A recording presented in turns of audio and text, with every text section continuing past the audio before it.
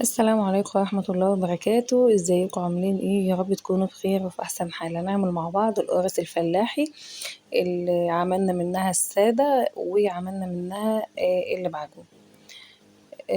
زي ما انتم شايفين كده، يلا بينا نسمي بسم الله ونشوف المكونات بتاعتنا. اللهم صل وسلم وبارك على محمد وعلى آله وأصحابه الطيبين الطاهرين، صلوا عليه. في البداية كده برحب بكل ضيوفي وبكل اللي بيتابعني، وبتمنى عيلتي تكبر كمان وكمان ويبقى عندي عيلة كبيرة قد الدنيا. قولولي بتتابعوني من أي بلد، واكتبولي في الكومنتات حابين تشوفوا ايه تاني. أنا هنا جبت الكمية بتاعتي كانت 3 كيلو من الدقيق، ونزلت بشوية ملح وشوية سكر.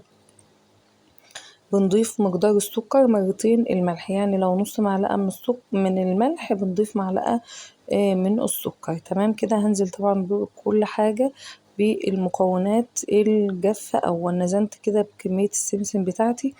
القرص كمان بتحب السمسم. بالمناسبة دي مش قرص طرية، دي قرص ناشفة. يعني بتقعد عندنا وقت طويل بعكس القرص الطرية. القرص الطرية طبعا بناكلها ايه 3 4 أيام كده وخلاص. نزلت كده كمان بكيس خميرة وكيس بيكنج باودر، ودي المكونات ده البودر بتاعنا. دي المكونات الجافة. معانا الدقيق، ومعانا نص معلقة من الملح، ومعلقة من السكر. نزلنا بالسمسم وكيس بودر وكيس خميرة. تمام. قولوا تمام. اللهم صل وسلم وبارك على محمد وعلى آله وأصحابه الطيبين الطاهرين. معايا كده قطعة من القشطة، كان معايا كوبايتين من اللبن. اللبن بتاعنا الفلاحي اللي هو من السوبر ماركت. هنزل كده بيهم في دي قشطة صفرة ما سيحتش، هي قشطة مش سمنة. قلت كده ايه انزل بهم كده في اللبن، وهبتدي ان انا اقلب اللبن كده علشان ابتدي ان انا انزل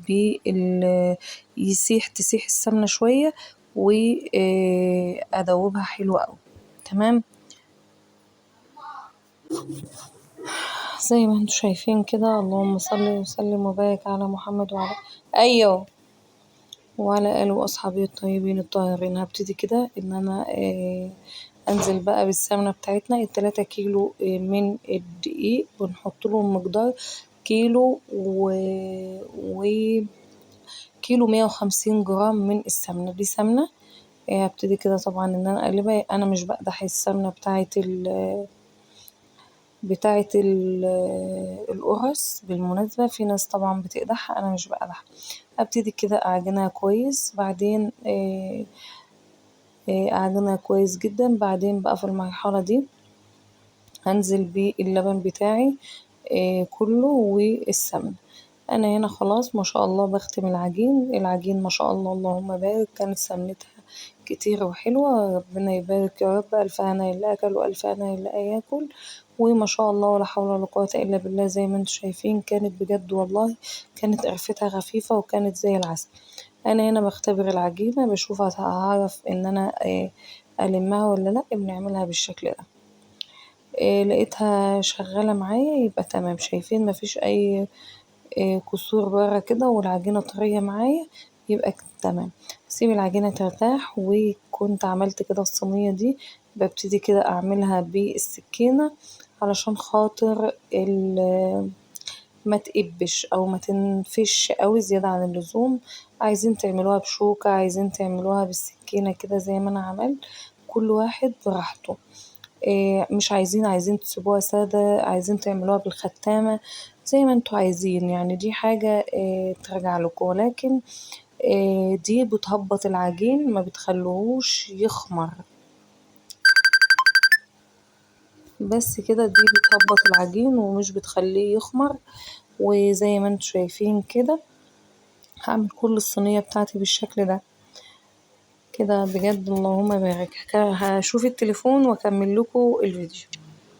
حاجة كده بجد تسلم ايدي. طبعا قلتلكوا طبعا زي ما انتوا لو مش حابين تعملوا الحركة دي بلاش منها. هنعمل كمان نحشي كده مع بعض، اوريكم برضو انا بعمله ازاي. بجيب كده حتة وبجيب انا بحب برضو العجوة بتاعتي تبقى كتيرة كده مالية القرصة بتاعتي، وابتدي طبعا ان انا اقفلها تاني كده، واعمل كده بشكل حركة دائرية، وابتدي الفها تاني وبضغط عليها. اللهم صل وسلم وبارك على محمد وعلى آله وأصحابه الطيبين الطاهرين. هبتدي طبعا أعمل كل الكمية بتاعتي كذلك لحد أما بخلص، و آخر شوية بقى ببتدي أولع الفرن وبعمله. وانا بعمل ايه وانا بعمل الفرن تمام. انا هنا بططته زي ما انتم شايفين كده على الصينية، اللهم بارك. هبتدي بقى ان انا ادخل الفرن واطلع علشان الوقت معانا، وعشان اخلص برضو بسرعة كده. انا هنا ما شاء الله اللهم بارك دخلت في الفرن حاطه صاجة فوق وصاجة تحت تتلدن، واحط كذلك كده، وعلشان علشان اخلص. دي صينية ما شاء الله اللهم بارك طلعت حاجة بجد حلوة قوي. شايفين ما شاء الله ولا حول ولا قوة الا بالله. بتمنى الفيديو يعجبكم. اذا عجبكم ما تنسوش بقى ان انتوا تدعموني باللايك والاشتراك والكومنت الحلو ده. كان شكل القرص بتاعتي بجد حاجة حلوة قوي، طعم وريحة، وكمان مغذية وحلوة قوي قوي لأولادنا. دي ناشفة مش بتعفن ولا حاجة، وطبعا مش بتحط في التلاجة. استودعكم الله في رعاية الله، مع السلامة.